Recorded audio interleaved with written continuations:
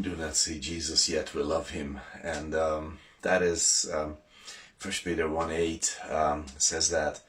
But, we could speak about that verse again and again and say those words again and again and meditate them again and again a million times, and we could not get to the end of it. As a lover doesn't ever get to the bottom of describing her or his beloved to you, it gets to becoming boring, actually, because they are just so overwhelmed by that person.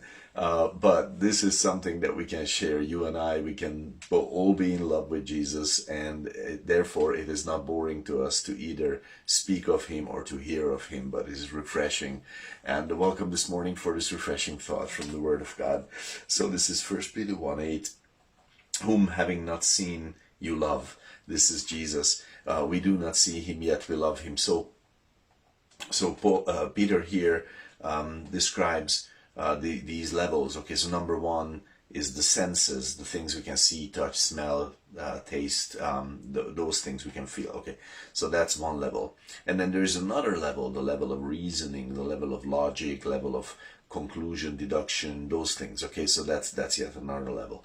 But we have found as believers that faith raises our reason to yet another level, because we consider, we think, we reason, we deduce with the understanding that God is in the picture. So that is not without reason.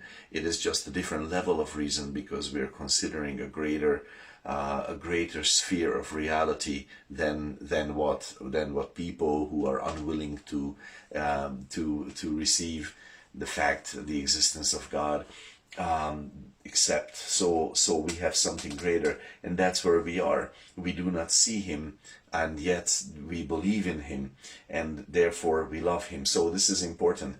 True faith always produces love. It's never alone. It is something that is there in our lives. This is why we serve. This is why we speak. This is why we rejoice together. This is why we enjoy fellowship, because we love him. And that's just not, that's just something that comes from our faith.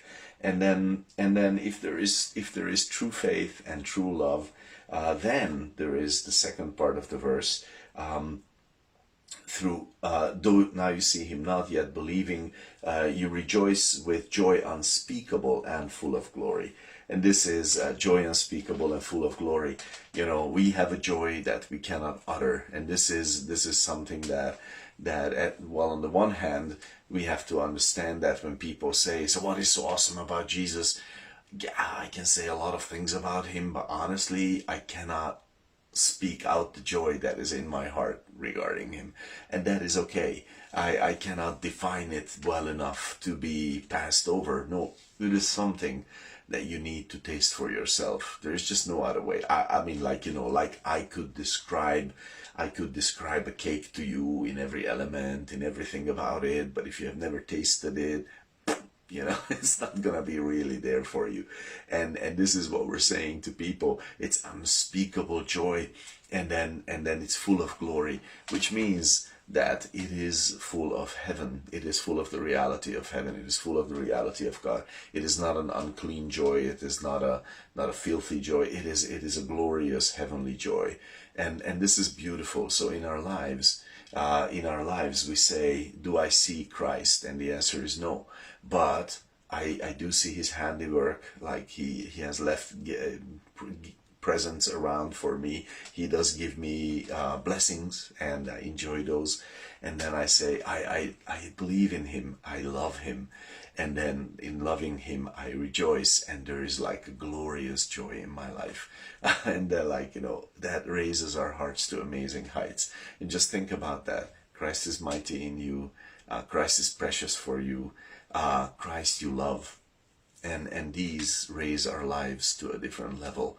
Not being consumed and focused on yourself, but on Christ raises your life to another glory, to another joy, to another love.